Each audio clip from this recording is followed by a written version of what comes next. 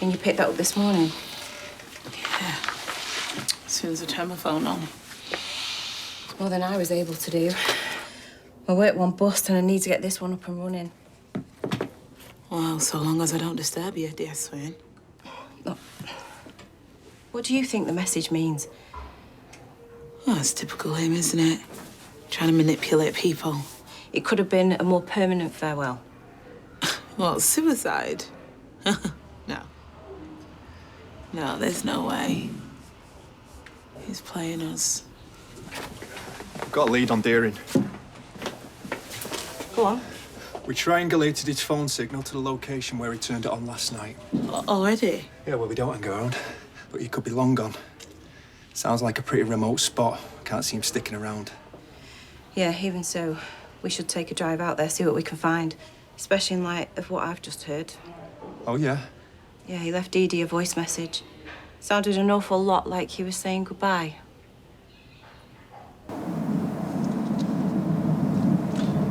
Nice spot for a picnic. You don't strike me as the picnic type. Can't be a picnic. Tartan blanket, sausage rolls, cherry tomatoes, ham butties, flask of tea, all in a nice little wicker hamper. I think you've been reading too much Enid Blight. Over there.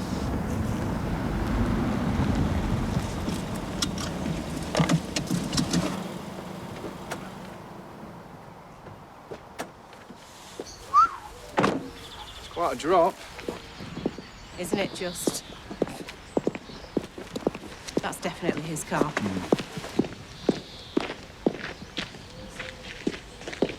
It looks empty.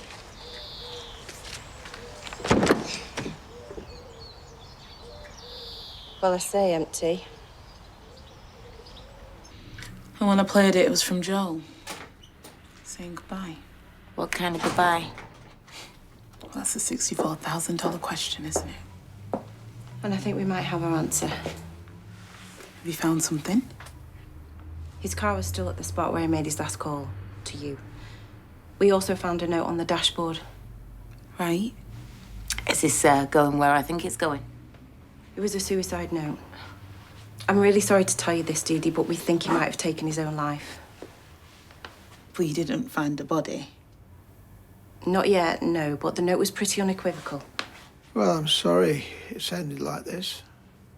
Well, that's very generous of you, Roy. No, it's not generosity. Some might get a visceral satisfaction from an offender meeting their ends by whatever means. I don't.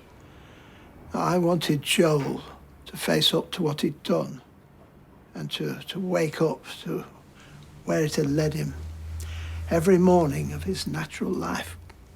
He's escaped that. No, I don't think so. I'm not buying any of this. The note was pretty clear. Oh, I bet it was. Because he's playing you like he plays everyone. Hold on, he was pretty deranged yesterday. I mean, seemed out of his mind. And all part of his performance. I mean, come on, there is no way that egomaniac would take his own life. He thinks he's superior to all of us and he would always find a way to back himself. Look, there's no reason not to take that note at face value. He was desperate and he did something stupid on the spur of the moment. These things aren't rational. Okay, but Joel is. I mean, he's rational to a fault. So until I see him nestled in a body bag, I won't believe it. And even then, I might check for a pulse. Well, that's a matter for you. But we're going to be looking for his body and we expect to find it. Thanks for letting us know, Detective.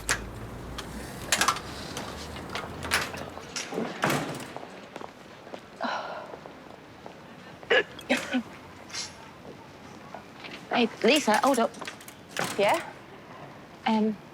Feel free to tell me to butt out, but are you okay? You're the only one who ever asked me that, you know. I'm sorry to hear that. No, it's fine. It's called being a copper. All right, so are you okay, officer? It's difficult. You know, Betsy's involvement changed everything. Made it all very personal. So much more than just another collar.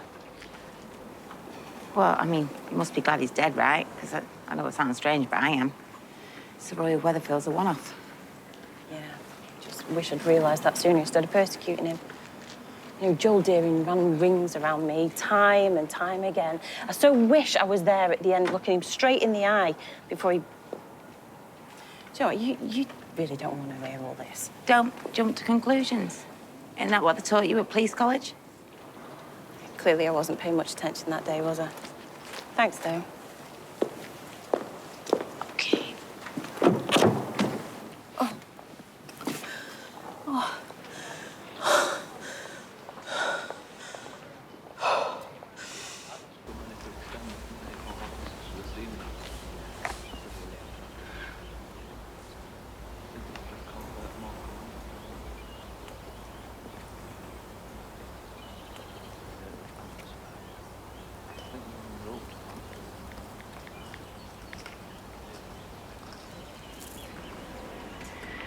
Hey, Dee, did you hear about the... Yeah. Yeah, Swain told me I've come out to get his car. What, you there? Why? Sometimes you just have to see something to believe it. But, look, Lauren, the reason I called is I just had a quick question. Right, okay. Do you remember the other day? He said the tracker on Joel's phone had taken him to, like, a woodland area. He told me the name, but I just wanted to check it. Yeah, it was Clough Summit, I think. Yeah, that's right. Okay, and you said he wasn't on the road, but actually in the woods itself. Well, yeah, that's what it looked like on the screen, but I don't know how accurate it is. Okay. Okay, can you go into the location history and send me a screenshot? Yeah, all right. Why do you need to... I just need to check something. Just to put my mind at rest, but it's nothing for you to worry about, I promise. Okay, I'll send it over now. Take your time. It's sent. Got it. Thanks, Lauren. I'll speak to you later. See you later.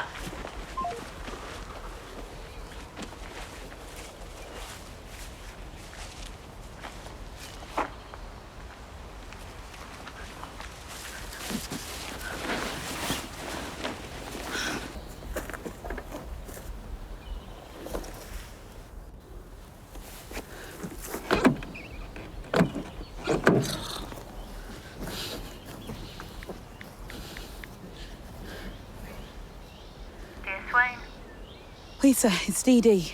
Hi. I'm in the woods next to where Joel's car was found, and you need to get yourself down here. Right. 'Cause I'm pretty sure you guys missed something. The car was registered to somebody else, not Joel. Okay, but have you spoken to this somebody else? Yeah, we're trying to get hold of them now, and Socco's checking out the car. Right, okay, so maybe Joel borrowed the car from them.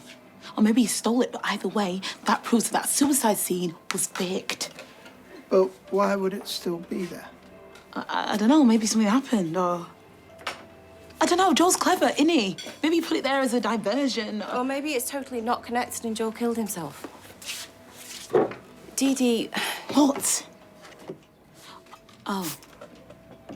Oh, is this the part where you tell me I'm not a detective? And after everything, I should let the professionals sort it out? Look, I get it. Believe me, I've been there. It's tempting to get all excited over some twisty conspiracy theory, but trust me, 9 times out of 10, it's the most obvious answer. So, definite forcible entry, then. Certainly looks like it. Any news on the owner of that car yet? Nope. Still waiting for the report from the scene. Still, if they missed a medium-sized hatchback from the first one, it doesn't bode well for the Socco lot, does it? Doesn't look like much has been taken. Well, is it me? Is it weirdly tidy in here? That's me, that's a red flag. What? You tidy? Well, it's an abomination against nature not to have any clutter in your house. Never trust a minimalist, that's what I say. Do you know what's bothering me? Don't want to know. Well, the suicide note. Written on, what was it? A single sheet of notepaper torn from a 20 by 13 notebook. Right. Well, if we're going off the theory that Joel deciding to jump off the bridge was spur of the moment... One of the theories, yeah. Then why wasn't the notebook found in the car? If it was scribbled on the back of a parking ticket or a receipt, that makes sense. But no one goes around with one uncrumpled piece of notepaper in the car with him. Well, maybe he had the pad on him. Nah, it's pretty much A5 size. Need big pockets. So he brought the note from home. So it was planned. It wasn't a spur of the moment. 10 to 1, he's got a 20 by 13 notebook in here somewhere. Right.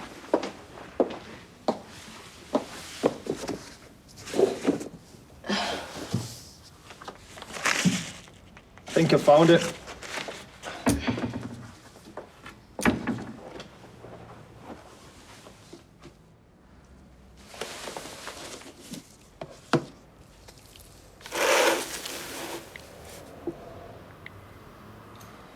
That's it.